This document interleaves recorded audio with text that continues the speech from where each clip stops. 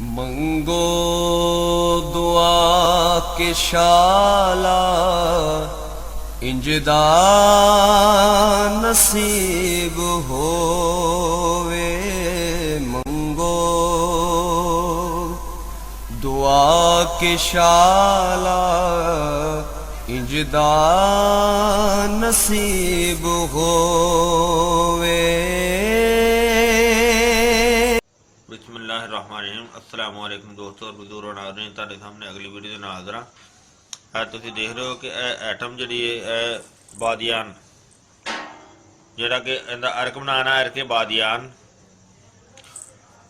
ਔਰ ਇਹ ਤੁਹਾਡੇ ਸਾਹਮਣੇ ਇਹ ਅਰਕੇ ਬਾਦੀਆਨ ਜਿਹੜਾ ਇਹਦੀ ਤਿਆਰੀ ਵਹਾਣੇ ਹੈ ਤੁਹਾਨੂੰ ਮੁਕੰਮਲ ਕਿ ਇਹ ਅਰਕ ਕਿਸ ਤਰ੍ਹਾਂ ਬਣਾਇਆ ਜਾਂਦਾ ਹੈ ਔਰ ਅਰਕ ਦੇ ਕੀ ਫਾਇਦੇ ਨੇ।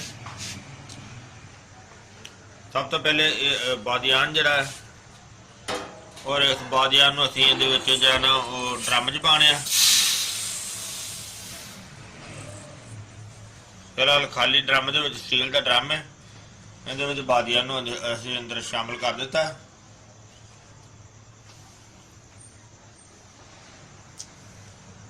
हुण असीं इहदे विच पानी जिहड़ा ना वो पावांगे।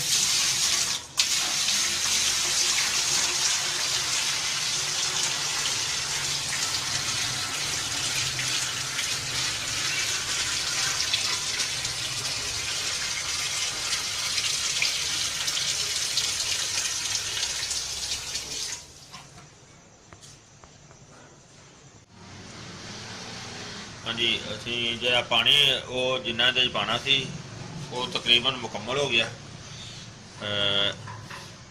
देखो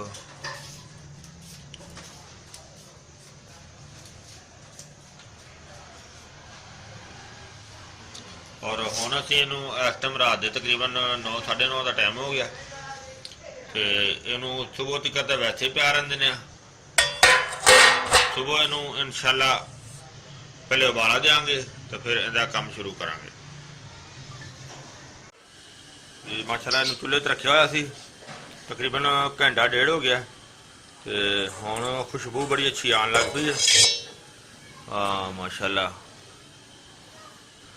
देखो उबाला आना शुरू हो गया, जिस तरह धुआं भी निकल रहा और उबाला भी आ रहा, उबर रहा।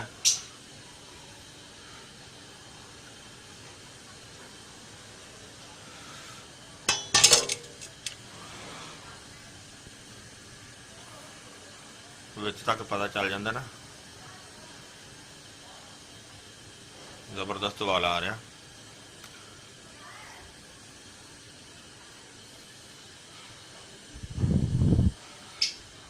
लाजा हम असी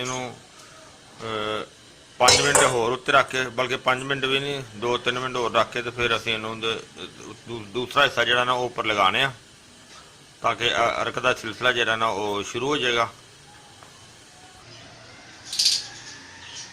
हाँ जी देखो असी उत्ते जो दूसरा हिस्सा जो लगा दिता जो उपर इहदे ठंडा पानी पाईदा, ताज़ा पानी, क्योंकि इहदे उत्ते देखो चादर लगी हुई है। इस चादर की वजह से उत्तों ठंडा पानी पाईदा, थल्ले जिहड़ी भाप आती है वो भाप जिहड़ी है वो इकट्ठी होके वो इस पैप के रस्ते जिहड़ी ना वो इधर आती है, इस पैप के रस्ते फिर इत्थे बोतल दे विच आती है। देखो बोतल दे विच कतरे डिग रहे हैं और ये यानी कि कतरा कतरा डिग के यह चीज़ बनती है।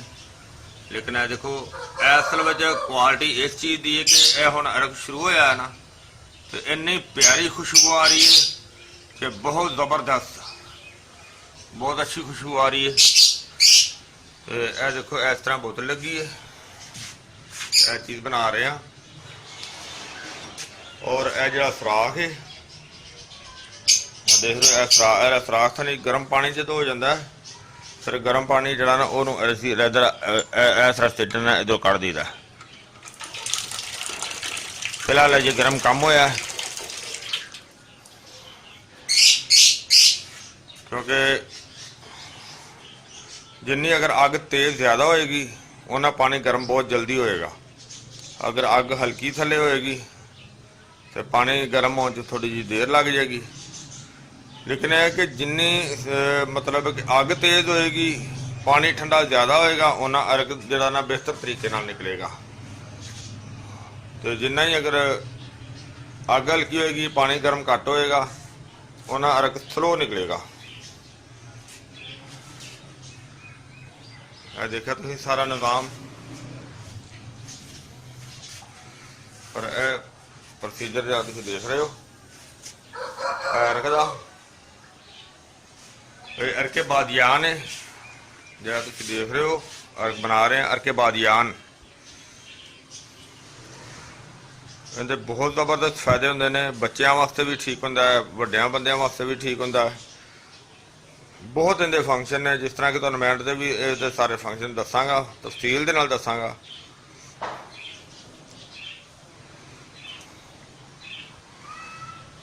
ਔਰ ਇਹਨੂੰ ਜਦੋਂ ਉੱਤੇ ਲਗਾਈਦਾ ਹੈ, ਉਹ ਫਿਰ ਬਾਅਦ ਕਾ ਥੋੜੀ ਜਿਹੀ ਦਰਜ ਦੇ ਜਾਂਦਾ ਹੈ। ਅਸੀਂ ਨਾਲ ਨਾਲ ਫਿਰ ਦੇਖੋ ਇਹ ਜਿਹੜਾ ਨਾ ਆਟਾ ਲਗਾ ਦਿੰਦਾ ਹੈ। ਔਰ ਇੱਧਰ ਇੱਕ ਵੱਟਾ ਲੋਹੇ ਦਾ ਵੱਟਾ ਇਸ ਵਜ੍ਹਾ ਤੋਂ ਇੱਧਰ ਰੱਖਿਆ ਨਾਲ ਕਿ ਇਹਦੇ ਨਾਲ ਅਟੈਚ ਹੋਵੇ ਤੇ ਇਹ ਹਿੱਲੇ ਨਹੀਂ। ਕਿ ਬਾਅਦ ਕਾ ਪਾਈਪ ਲੱਗੇ ਹੁੰਦੇ ਨੇ, ਇਹ ਫਿਰ ਹਿੱਲਦਾ ਤੇ ਫਿਰ ਉਹ ਜੋੜ ਜਿਹੜਾ ਨਾ ਉਹ ਖਰਾਬ ਹੋ ਜਾਂਦਾ ਹੈ। ਤੇ ਆਟਾ ਲਗਾ ਕੇ ਤਾਂ ਉਹਨੂੰ ਜਿਹੜਾ ਨਾ ਜੋੜ ਕਿਸੇ ਕਿਸਮ ਦਾ ਲੀਕ ਨਾ ਹੋਵੇ। ਜੇ ਅਗਰ ਲੀਕ ਹੋਏਗਾ ਤਾਂ ਫਿਰ ਵੀ ਅਰਕ ਜਿਹੜਾ ਨਾ ਕਮ ਹੋ ਜਾਏਗਾ। ਜਿਸ ਤਰ੍ਹਾਂ ਕਿ ਲੱਗਦਾ ਇਹ ਹਲਕਾ ਜਿਹਾ ਲੀਕ ਹੋਇਆ, ਆਹ ਦੇਖੋ ਹੋ ਰਿਹਾ। ਇੱਥੇ ਵੀ ਅਸੀਂ ਆਟਾ ਲਗਾਉਣੇ ਆ, ਦੇਖੋ ਹਲਕਾ ਜਿਹਾ ਲੀਕ ਹੋਇਆ ਨਾ, ਇੱਥੇ ਆਟਾ ਲਗਾਵਾਂਗੇ ਤੇ ਠੀਕ ਹੋ ਜਾਏਗਾ। ਔਰ ਹੁਣ ਫਿਰ ਜਿਹੜਾ ਕਿ ਪਾਣੀ ਬਸ ਗਰਮ ਹੋ ਗਿਆ, ਹੁਣ ਅਸੀਂ ਪਾਣੀ ਦਾ ਚੇਂਜ ਕਰਨੇ ਆ।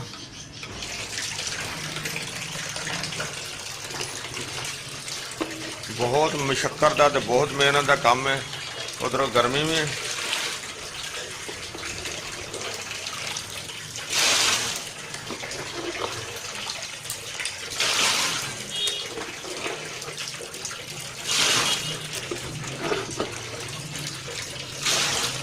ਯਾਨੀ ਕਿ ਇੱਕ ਬੋਤਲ ਬਣਾਉਂਦਿਆਂ ਕਮ ਅਜ਼ ਕਮ ਜਿਹੜਾ ਨਾ ਘੰਟਾ ਲੱਗ ਜਾਂਦਾ। ਕੰਮ ਚੱਲਦੇ ਹੋਣ ਦੇ ਬਾਵਜੂਦ ਵੀ।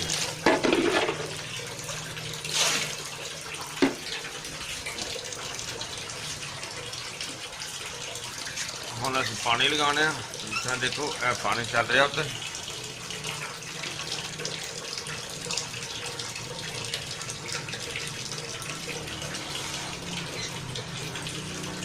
ਕਿਉਂਕਿ ਇਹ ਠੰਡਾ ਪਾਣੀ ਹੈ, ਕਿਉਂਕਿ ਇਹ ਵਾਲਾ ਹਿੱਸਾ ਇਹਦਾ ਜਿੰਨਾ ਜ਼ਿਆਦਾ ਠੰਡਾ ਰਹੇਗਾ ਉਨਾ ਹੀ ਬਿਹਤਰ ਰਹੇਗਾ, ਉਨਾ ਹੀ ਅਰਕ ਬਿਹਤਰ ਨਿਕਲੇਗਾ। ਹੁਣ ਕੁਝ ਬਿਹਤਰ ਹੋ ਗਿਆ, ਲਿਹਾਜ਼ਾ ਇਧਰੋਂ ਅਸੀਂ ਬੰਦ ਕਰ ਦਿੰਦੇ ਹਾਂ।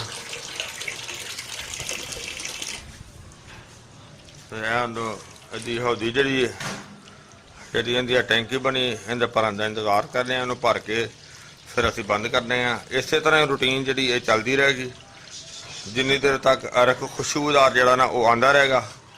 ਉਹ ਅਸੀਂ ਉਹਨੂੰ ਉਹ ਕਸ਼ੀਦ ਕਰਦੇ ਰਹਾਂਗੇ।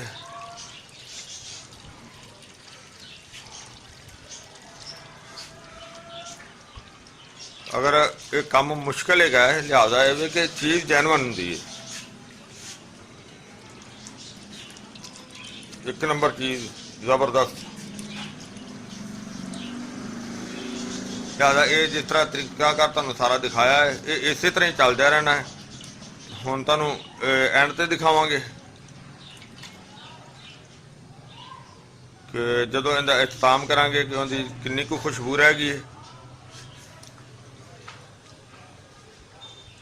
जी माशाल्लाह अरके बादियान सारा बिल्कुल तैयार हो गया, A1 हो गया माशाल्लाह ज़बरदस्त। और इतनी सारी वीडियो देखी माशाल्लाह, उम्मीद है कि तुहानू अच्छी लगी होगी।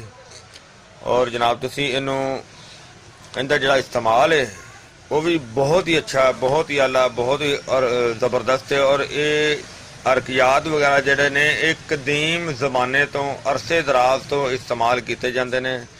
ਬੱਚਿਆਂ ਵਾਸਤੇ, ਵੱਡਿਆਂ ਵਾਸਤੇ, ਬੁੱਢਿਆਂ ਵਾਸਤੇ, ਜਵਾਨਾਂ ਵਾਸਤੇ, ਹਰ ਇੱਕ ਦੀ ਉਮਰ ਵਾਸਤੇ, ਲੇਡੀਜ਼ ਵਾਸਤੇ, ਜੈਂਟਸ ਵਾਸਤੇ, ਹਰ ਲਿਹਾਜ਼ ਨਾਲ ਇਹ ਬਹੁਤ ਅੱਛੇ ਹੁੰਦੇ ਨੇ।